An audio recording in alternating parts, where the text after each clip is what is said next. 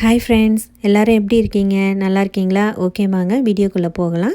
இன்றைக்கி நம்ம சேனலில் ரொம்ப சூப்பரான ஒரு முளைக்கட்டின வெந்தயத்தை வச்சு சாம்பார் எப்படி செய்யலாம் அப்படின்ட்டு பார்க்கலாம். நம்ம முளைக்கட்டின வெந்தயத்தை வச்சு நம்ம சேலடு அந்த மாதிரிலாம் நிறையா சாப்பிட்ருப்போம். ஆனால் இந்த மாதிரி சாம்பாரில் நம்ம ஆட் பண்ணி சாப்பிடும்போது உடம்புக்கு ரொம்ப நல்லது. இது ஆல்ரெடி நான் முளைக்கட்டி எடுத்து வச்சுருக்கிறேன். நான் வெந்தயம் அதுக்கப்புறம் பச்சை பயிறு எல்லாம் எப்படி முளை கட்டுறது அப்படின்ட்டு ஆல்ரெடி வீடியோ போட்டிருக்கேன். அந்த லிங்க்கை டிஸ்கிரிப்ஷனில் கொடுக்குறேன், போய் செக் பண்ணி பாருங்கள் பார்க்காதவங்க. இப்போ முளைக்கட்டின வெந்தயம் 1 கப் எடுத்து வச்சுருக்கேன்.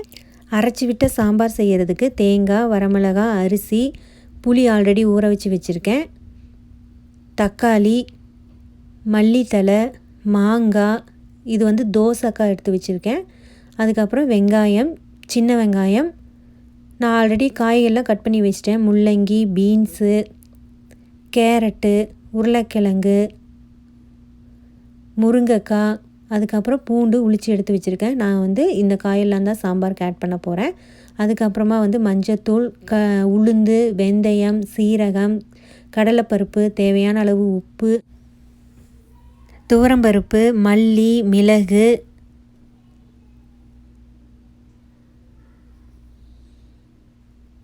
பெருங்காயத்தூள், இதெல்லாம் தான் தேவையான பொருட்கள். இப்போ நம்ம சாம்பார் செய்கிறதுக்கு பருப்பை ஃபஸ்ட்டு வேக வச்சு எடுத்துக்கலாம். அதுக்கு பருப்பை நல்லா 3 தடவை கழுவி எடுத்துகிட்டு வந்துட்டேன். கழுவுன பருப்பை குக்கரில் ஆட் பண்ணிக்கலாம். ஆட் பண்ணிவிட்டு தேவையான அளவு தண்ணி ஊற்றிக்கலாம். தண்ணி ஊற்றினதுக்கப்புறமா இதில் 1/4 ஸ்பூன் மஞ்சத்தூள் ஆட் பண்ணுறேன். இது விளக்கெண்ணெய் ஒரு 1/2 ஸ்பூன் ஆட் பண்ணுறேன்.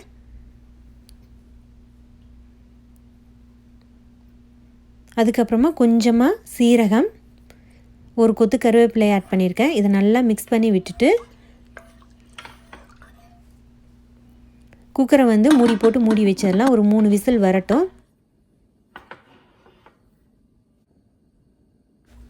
அதுக்கப்புறம் நம்ம அரைச்சி விட்ட சாம்பார் செய்கிறதுக்கு மசாலாவெல்லாம் நம்ம வறுத்து எடுத்துக்கலாம். அதுக்கு ஒரு கடாயில் 2 ஸ்பூன் ஆயில் ஊற்றிருக்கிறேன். 2 ஸ்பூன் மல்லி ஆட் பண்ணுறேன், முழு மல்லி. இதை போட்டு கொஞ்சம் லைட்டாக வறுத்து எடுத்துக்கலாம். அதுக்கப்புறமா 1/2 டீஸ்பூன் உளுந்து, 1/2 டீஸ்பூன் கடலைப்பருப்பு சேர்த்து இதையும் நல்லா வறுத்து எடுத்துக்கலாம். அதுக்கப்புறமா 1/2 டீஸ்பூன் சீரகம், 1/4 டீஸ்பூன் அரிசி, இதை போட்டு கொஞ்சம் லைட்டாக வறுத்துக்குங்க. அடுப்பை மீடியம் ஃப்ளேம்லேயே வச்சு வறுக்கணும், தீஞ்சு போகக்கூடாது. அதுக்கப்புறம் 3 வரமிளகாய் ஆட் பண்ணியிருக்கிறேன். அதுக்கப்புறம் 1/4 கப் தேங்காய் ஆட் பண்ணுறேன். இதையும் போட்டு நல்லா மிக்ஸ் பண்ணி விட்டுட்டு வறுத்து எடுத்துக்கலாம்.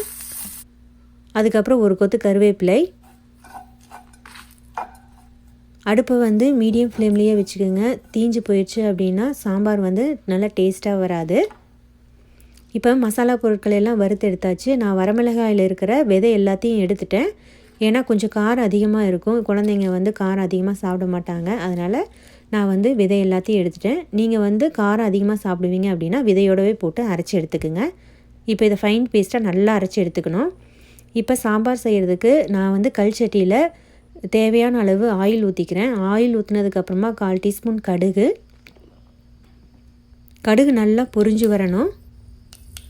பொரிஞ்சு வந்ததுக்கப்புறமா 1/4 டீஸ்பூன் சீரகம் பொரிஞ்சதுக்கப்புறமா கட் பண்ணி வச்சுருக்கிற வெங்காயம் சேர்த்து நல்லா வதக்கி விட்டுடலாம். வெங்காயம் நல்லா ப்ரௌன் கலரில் வதங்கணும்னு அவசியம் இல்லை, கண்ணாடி பதத்துக்கு வதங்கினா போதும். இப்போ ஆனியன் நல்லா வதங்கினதுக்கப்புறமா பூண்டு ஆட் பண்ணி இதையும் நல்லா வதக்கி விட்டுடலாம். ஒரு கொத்து கருவேப்பிலை சேர்த்துருக்குறேன். இப்போ வெங்காயம் பூண்டு எல்லாம் நல்லா வதங்கிருச்சு. வதங்கினதுக்கப்புறமா முளைக்கட்டி வச்சு வெந்தயத்தை சேர்த்துக்கலாம். வெந்தயத்தை சேர்த்துட்டு இதையும் நல்லா கொஞ்சம் பச்சை வாசனை போகிற அளவுக்கு வதக்கி விட்டுருங்க. இந்த மாதிரி முளைக்கட்டி வச்சு நம்ம சாப்பிடும்போது சுகர் பேஷண்ட்க்கு ரொம்ப நல்லது. சுகர் வராமல் இருக்கிறதுக்கும் நமக்கு ரொம்ப யூஸ்ஃபுல்லாக இருக்கும். குழந்தைங்களுக்கும் நம்ம இப்போ இருந்தே கொடுத்து பழகிட்டோம் அப்படின்னம்னா அவங்களுக்கு சுகர்ன்ற ப்ராப்ளமே வராது. பாருங்கள், இந்த மாதிரி நல்லா வதக்குனதுக்கு அப்புறமா நாம் காய்கறியெல்லாம் ஆட் பண்ணிக்கலாம். உருளைக்கிழங்கு, தோசைக்காய், மாங்காய், கேரட், பீன்ஸ், முள்ளங்கி, முருங்கைக்காய், தேவையான காய்கறி எல்லாம் சேர்த்துட்டு இதையும் கொஞ்சம் பச்சை வாசனை போகிற அளவுக்கு வதக்கிடலாம். உங்கள்கிட்ட எந்த காய்கறியாக இருந்தாலும் நீங்கள் வந்து சேர்த்துக்கலாம். இப்போ காய்கறியெல்லாம் கொஞ்சம் நல்லா வதங்கிடுச்சு. நம்ம அரைச்சி வச்சுருக்கிற மசாலாவை இதில் நம்ம வந்து சேர்த்துக்கலாம். இந்த மாதிரி ஃப்ரெஷ்ஷாக அரைச்சி நம்ம மசாலா ஆட் பண்ணி செய்யும்போது சாம்பார் வந்து ரொம்ப சூப்பராக டேஸ்ட்டாக இருக்கும். இப்போ மசாலா ஆட் பண்ணதுக்கப்புறமா இதை நல்லா கிளறி விட்டுட்டு கொஞ்சம் பச்சை வாசனை போகிற அளவுக்கு நம்ம வந்து வதக்கி விட்டுடலாம். இப்போ தக்காளியும் நான் வந்து அரைச்சி சேர்த்துருக்குறேன். இதையும் கொஞ்சம் நல்லா மிக்ஸ் பண்ணி விட்டுட்டு இதுவும் கொஞ்சம் நல்லா வதங்கட்டும். இப்போ பாருங்கள், கொஞ்சம் பச்சை வாசனை போகிற அளவுக்கு நல்லா மசாலா தக்காளி எல்லாம் வதங்கிருச்சு. இப்போ சாம்பாருக்கு தேவையான அளவு உப்பு சேர்த்துட்டு சின்ன நெல்லிக்காய் அளவு புளியை கரைச்சி ஊற்றியிருக்கேன். அதை வீடியோ எடுக்க மறந்துட்டேன். இதையும் சேர்த்து நல்லா மிக்ஸ் பண்ணி விட்டுறலாம்.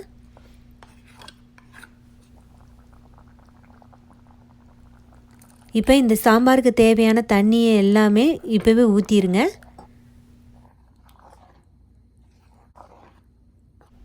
இப்போ கொஞ்சமாக மல்லித்தலையை சேர்த்துக்கலாம். இந்த மாதிரி மல்லித்தலை சேர்த்து சாம்பார் கொதிக்க விட்டோம் அப்படின்னம்னா சாம்பார் இன்னும் கொஞ்சம் மணமாகவும் டேஸ்ட்டாகவும் இருக்கும். இப்போ மிக்ஸ் பண்ணி விட்டுட்டு ஒரு மூடி போட்டு மூடி வச்சிடலாம். சாம்பார் நல்லா கொதி வரட்டும். இப்போ பாருங்கள், சாம்பார் நல்லா கொதி வந்துருச்சு. நம்மளோட பருப்பும் நல்லா வெந்துருச்சு.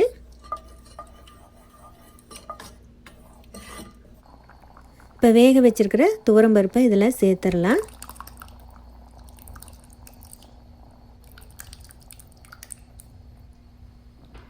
சேர்த்ததுக்கப்புறமா இதை கொஞ்சம் நல்லா கிளறி விட்டுடலாம்.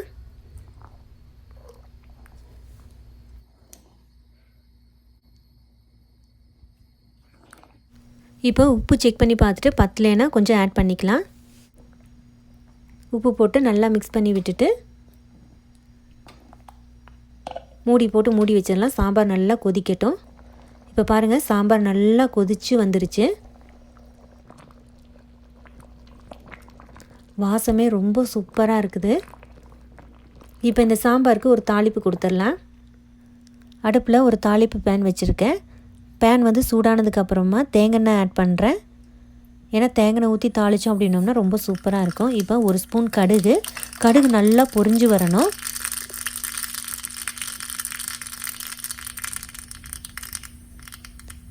ஒரு ஸ்பூன் சீரகமும் நல்லா பொரிஞ்சு வரணும், கரிஞ்சு போகக்கூடாது. 2 வரமிளகாய், கொஞ்சமாக வெந்தயம் ஆட் பண்ணுறேன். அதுக்கப்புறம் ஒரு சின்ன வெங்காயம், தேவையான அளவு கருவேப்பிலை சேர்த்து நல்லா வதக்கி விட்டுடலாம். இப்போ பெருங்காயத்தூள் சேர்த்துடலாம். அவ்வளோதான், நம்மளோட தாளிப்பு வந்து ரெடி ஆயிடுச்சு. இப்போ அடுப்பை ஆஃப் பண்ணிடலாம்.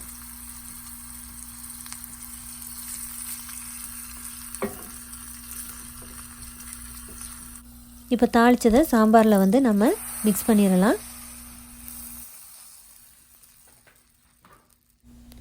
இப்போ கட் பண்ணி வச்சுருக்கிற மல்லித்தலையை சேர்த்துடலாம். அவ்வளோதாங்க, நம்மளோட சூப்பரான மணக்க முளைக்கட்டின வெந்தய சாம்பார், அதுவும் அரைச்சி விட்ட முளைக்கட்டிய வெந்தய சாம்பார் சூப்பராக ரெடி ஆயிடுச்சு. பார்க்குறதுக்கே ரொம்ப சூப்பராக இருக்குது பாருங்கள். நார்மலாகவே வெந்தயத்தில் நிறைய பெனிஃபிட்ஸ் இருக்குது. இப்போ முளைக்கட்டி வச்சு நம்ம சாப்பிட்றதுனால நம்ம உடம்புக்கு இன்னும் அதிகமாக தான் பெனிஃபிட்ஸ் கிடைக்கும். வெயிட் லாஸ் பண்ணணுன்னு நினைக்கிறவங்க கண்டிப்பாக உங்கள் உணவில் முளைக்கட்டின வெந்தயத்தை ஆட் பண்ணிக்கிங்க. அதுக்கப்புறமா ஹேர் ஃபால் இருக்கிறவங்க தொடர்ந்து நீங்கள் வெந்தயத்தை சாப்பிட்டு வந்தீங்க அப்படின்னா ஹேர் ஃபால் கண்ட்ரோல் ஆகும், டேண்ட்ரஃப் கண்ட்ரோல் ஆகும். இதில் அதிகப்படியான ஆன்டி ஆக்சிடென்ட் இருக்குது. ஃபீடிங் மதர்ஸ் உங்கள் உணவில் வெந்தயத்தை சாப்பிட்டீங்க அப்படின்னா உங்களுக்கு அதிகமான பால் வந்து சுரக்கும். அதுக்கப்புறமா டைஜஷன் ப்ராப்ளம் இருக்கிறவங்க கண்டிப்பாக உங்கள் உணவில் வெந்தயத்தை சேர்த்துக்குங்க. இந்த மாதிரி நிறைய பெனிஃபிட் சொல்லிகிட்டே போகலாம். இப்போ வந்து சாம்பார் நான் வந்து சாதத்தோடு சாப்பிட போகிறேன். நல்லா சுட சாதம், சுட சாம்பார், அதில் ஒரு ஸ்பூன் நெய், தொட்டுக்கிறதுக்கு சூப்பரான மாம்பழம், அதுக்கப்புறம் அப்பளம் எடுத்து வச்சுருக்கிறேன். வாங்க இப்போ சாப்பிட்டு காட்டுறேன் எப்படி இருக்குது அப்படின்ட்டு.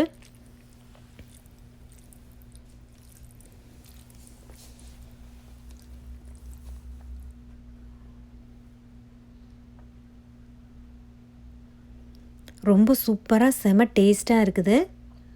கண்டிப்பாக இதை வந்து உங்கள் வீட்டில் நீங்கள் ட்ரை பண்ணி பாருங்கள். அவ்வளோ சூப்பராக இருக்கும். ட்ரை பண்ணி பார்த்துட்டு எப்படி இருந்தது அப்படின்ட்டு மறக்காமல் கமெண்ட் பாக்ஸில் கமெண்ட் பண்ணுங்கள். இந்த வீடியோ உங்களுக்கு பிடிச்சிருந்ததுன்னா உங்கள் ஃப்ரெண்ட்ஸ் அண்ட் ஃபேமிலிக்கு ஷேர் பண்ணுங்கள். நீங்கள் என் சேனலை இன்னும் சப்ஸ்கிரைப் பண்ணலைன்னா மறக்காமல் சப்ஸ்கிரைப் பண்ணி சப்போர்ட் பண்ணுங்கள். அப்படியே பக்கத்தில் ஒரு பெல் ஐக்கான் இருக்கும், அதையும் ப்ரெஸ் பண்ணி ஆல்ற ஒரு ஆப்ஷன் இருக்கும், அதையும் கிளிக் பண்ணி வச்சுக்கோங்க. அப்போ தான் நான் போடுற வீடியோவை நீங்கள் மிஸ் பண்ணாமல் பார்க்கலாம்.